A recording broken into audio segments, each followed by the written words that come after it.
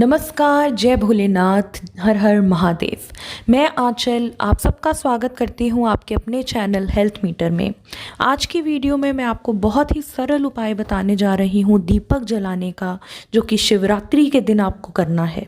1 मार्च यानी कल मंगलवार के दिन, शिवरात्रि के दिन आपको ये दीपक जलाना है भोले बाबा के आगे। आज की वीडियो में मैं आपको एक कथा भी सुनाऊंगी। अगर शिवरात्रि के दिन इस कथा को सुना जाए तो माना जाता है कि हर मनोकामना पूर्ण होती है। तो आप इस उपाय को यानी दीपक जलाने को ना भूलें और इस कथा को 1 मार्च यानी कल मंगलवार के दिन ज़रूर सुनें। इस दिन किया गया पाठ पूजा शिव को बहुत जल्द प्रसन्न करता है और हमारी इच्छाओं की पूर्ति करता है। इस दिन का बहुत ही महत्व है शिव भक्तों के लिए। कईयों का मानना है कि इस दिन शिव भगवान और पार्वती माँ का विवाह हुआ था और कई ग्रंथों में लिखा है कि इस दिन भगवान शिव ने तांडव कर अपना तीसरा नेत्र खोला था और उस नेत्र से ब्रह्मांड का सर्वनाश किया था। दोस्तों, इस दिन किया गया पाठ पूजा शिव भगवान को बहुत जल्द प्रसन्न करता है और हमारी इच्छा को बहुत ही जल्द पूरा करता है। भोलेनाथ को खुश करना तो बहुत ही सरल है। वो मात्र ओम नमः शिवाय का जाप करने से ही खुश हो जाते हैं, लेकिन अगर थोड़ा सा प्रयत्न और किया जाए तो वो हमारा साथ कभी नहीं छोड़ते, हमेशा हमारे पास रहेंगे, हमारे हर दुख दर्द को दूर करेंगे। तो आपको करना क्या है, शिवरात्रि पे अगर आप चाहते हैं आपके सब दुख दूर हो जाएं, तो आपको एक घी का दीपक जलाना है। सुबह नहा धोकर उठकर घी का दीपक पूरा दिन जलाना है और उसमें आपको घी डालते रहना है और उसके सामने बैठकर पूरे दिन में आपको कम से कम 5 माला है। ओम नमः शिवाय आपको जाप करना है कम से कम 108 की 5 माला। इस दीपक के आगे बैठकर आप शिव प्रतिमा या शिवलिंग के आगे इस दिए को जला सकते हैं। देसी घी, शुद्ध घी से जलाइए और पूरा दिन उसका ध्यान रखिए और जाप करते रहिए। फिर आप देखेंगे कि ये एक सरल सा उपाय कितनी आपके दुख दर्द कितनी जल्दी खत्म कर देगा और शिव भगवान इतने प्रसन्न होंगे कि उनकी अपार कृपा हमेशा आप पर बनी रहेगी। वो कभी भी आपका हाथ नहीं छोड़ेंगे। एक शिकारी की कथा भी इस त्योहार के साथ जुड़ी है कि कैसे उसके अनजाने में की गई पूजा से प्रसन्न होकर भगवान शिव ने उस पर अपनी असीम कृपा की थी। ये कथा पौराणिक शिव पुराण में भी दी गई है। प्राचीन काल में किसी जंगल में एक गुरुध्वज नाम का एक शिकारी रहता था, जो जंगली जानवरों का शिकार करता था तथा अपने परिवार का भरण पोषण किया करता था। एक बार शिवरात्रि के दिन जब वह शिकार के लिए निकला, पर संयोगवश पूरे दिन खोजने के बाद भी उसे कोई शिकार न मिला। उसके बच्चे, पत्नी एवं माता पिता को भूखा रहना पड़ेगा। इस बात से वह चिंतित हो गया।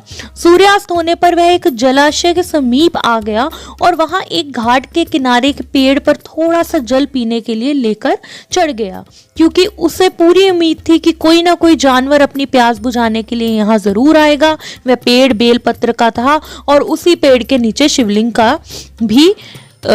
भी था, जो सूखे बेलपत्रों से ढके होने के कारण दिखाई नहीं दे रहा था। रात का पहला प्रहर बीतने से पहले एक हिरनी वहां पर पानी पीने के लिए आई। उसे देखते ही शिकारी ने अपने धनुष पर बाण साधा।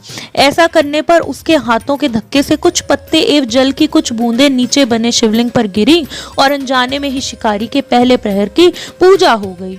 हिरनी ने जब पत्तों की खड़खड़ाहट सुनी तो घबराकर ऊपर की ओर देखा और भयभीत होकर शिकारी से कांपते हुए स्वर में बोली, मुझे मत मारो। शिकारी ने कहा कि वह और उसका परिवार भूखा है, इसलिए वह उसे नहीं छोड़ सकता। हिरनी ने वादा किया कि वह अपने बच्चों की अपने स्वामी को सौंपकर लौट आएगी, तब वह उसका शिकार कर ले। शिकारी को उसकी बात का विश्वास नहीं हो रहा था। उसने फिर से शिकारी को ये कहते हुए अपनी बात का भरोसा करवाया कि जैसे सत्य पर ही धरती टिकी है, समुद्र मर्यादा में रहता है और झरनों से जल धाराएं गिरा करती हैं, वैसे वह भी सत्य बोल रही है। क्रूर होने के बावजूद भी शिकारी को उस पर दया आ गई और उसने जल्दी लौटना कहकर उस हिरनी को जाने दिया। थोड़ी देर बाद एक और हिरनी वहां पानी पीने आई। शिकारी सावधान हो गया तीर साधने लगा और ऐसा करते हुए उसके हाथ के धक्के से फिर पहले की तरह थोड़ा जल और कुछ बेलपत्र नीचे शिवलिंग पर जा गिरे। अनजाने में ही शिकारी की दूसरे पहर की पूजा भी हो गई। इस हिरनी ने भी भयभीत होकर शिकारी से जीवन दान की याचना की, लेकिन उसके अस्वीकार कर देने पर हिरनी ने उसे लौट आने का वचन यह कहते हुए दिया, उसे ज्ञात है कि जो वचन देकर पलट जाता है उसका अपने जीवन में संचित पुण्य नष्ट हो जाता है। उस शिकारी ने पहले की तरह उस हिरनी के वचन का भी भरोसा कर उसे जाने दिया। अब तो वह इसी चिंता में व्याकुल हो रहा था कि उनमें से शायद ही कोई हिरनी लौट के आए और अब उसके परिवार का क्या होगा। इतने में ही उसने जल की ओर आते हुए एक हिरन को देखा। उसे देखकर शिकारी बड़ा प्रसन्न हुआ। अब फिर धनुष बाण पर चढ़ाने से उसकी तीसरे पहर की पूजा भी स्वयं ही संपन्न हो गई। लेकिन पत्तों के गिरने की आवाज से वह हिरन सावधान हो गया। उसने शिकारी को देखा और पूछा, तुम क्या करना चाहते हो? वह बोला, अपने कुटुंब को भोजन देने के लिए तुम्हारा वध करूंगा। वह मृग प्रसन्न होकर कहने लगा, मैं धन्य हूँ कि मेरा यह शरीर किसी के काम आएगा, परोपकार से मेरा जीवन सफल हो जाएगा। पर कृपा कर अभी मुझे जाने दो ताकि मैं अपने बच्चों को उनकी माता के हाथ में सौंप कर और उन सबको धीरज बंद कर यहाँ लौट आऊं। शिकारी का हृदय उसके पाप पुंज नष्ट हो जाने से अब तक शुद्ध हो गया था, इसलिए वह विनय पूर्वक बोला, जो जो यहाँ आए सभी बातें बनाकर चले गए और अभी तक नहीं लौटे। यदि तुम भी झूठ बोलकर चले जाओगे तो मेरे परिजनों का क्या होगा? अब हिरन ने यह कहते हुए उसे अपने सत्य बोलने का भरोसा दिलवाया कि यदि वह लौट कर ना आया तो उसे वह पाप लगे जो उसे लगा करता है, जो सामर्थ्य रहते हुए भी दूसरे का उपकार नहीं करते। शिकारी ने उसे भी ये कहकर जाने दिया कि शीघ्र लौट आना। रात्रि का अंतिम प्रहर शुरू होते ही उस शिकारी के हर्ष की सीमा ना थी, क्योंकि उसने उन सब हिरन हिरनियों को अपने बच्चों सहित एक साथ आते देख लिया था। उन्हें देखते ही उसने अपने धनुष पर बाण रखा और पहले की तरह उसकी चौथे पहर की भी शिव पूजा संपन्न हो गई। अब वो शिकारी के शिव कृपा से सभी पाप भस्म हो गए, इसलिए वह सोचने लगा, ओह ये पशु धन्य हैं जो ज्ञानहीन होकर भी अपने शरीर से परोपकार करना चाहते हैं। लेकिन धिक्कार है मेरे जीवन को कि मैं अनेक प्रकार के दोष से अपने परिवार का पालन करता हूँ। अब उसने अपना बाण रोक लिया तथा मृगों से कहा कि वह सब धन्य है तथा उन्हें वापस जाने दिया। उसके ऐसा करने पर भगवान शंकर ने प्रसन्न होकर तत्काल उसे अपने दिव्य स्वरूप का दर्शन करवाया तथा उसे सुख समृद्धि का वरदान देकर भू नाम प्रदान किया। मित्रों, यही वह गू था जिसके साथ भगवान श्री राम ने मित्रता की थी।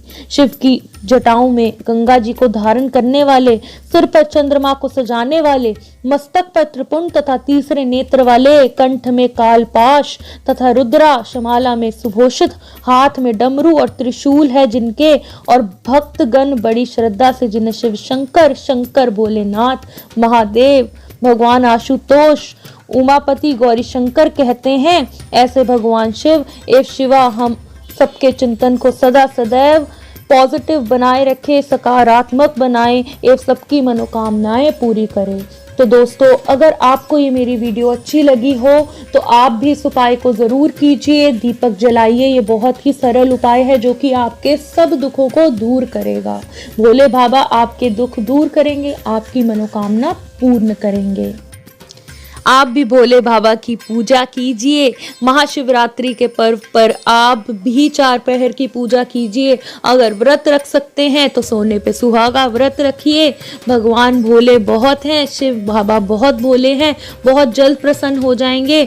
आपको बस करना क्या है, एक दीपक जलाइए शुद्ध देसी घी का। आप खुद आटे का भी बना सकते हैं। आप बना बनाया दीपक भी ले सकते हैं मिट्टी का। उसे शुद्ध देसी घी से जलाइए। पूरा दिन उसका ध्यान रखिए और उसमें घी डालते रहिए और 5 माला भोले बाबा के नाम की, ओम नमः शिवाय की जाप कीजिए। कम से कम 5 माला आपको जरूर करनी है दोस्तों। फिर देखिए आपको कितनी जल्दी फल मिलेगा। और बाबा को जल जरूर चढ़ाएं। भोले बाबा की शिवलिंग पर जल जरूर चढ़ाएं। इस दिन जल चढ़ाने का महत्व ही और होता है। आपके भी सभी दुख दूर होंगे। कैसा भी कष्ट हो, भोले बाबा उसे दूर करेंगे, शिव भगवान उसे दूर करेंगे। दोस्तों, अगर आपको मेरी वीडियो अच्छी लगी हो तो प्लीज़ मेरे चैनल को सब्सक्राइब करना नहीं भूलें। और अगर आपका भी कुंडली से रिलेटेड कोई सवाल हो तो आप नीचे दिए गए व्हाट्सएप नंबर पर मुझे व्हाट्सएप कर सकते हैं। दोस्तों, मैं फिर मिलूंगी एक नई वीडियो के साथ। नमस्कार।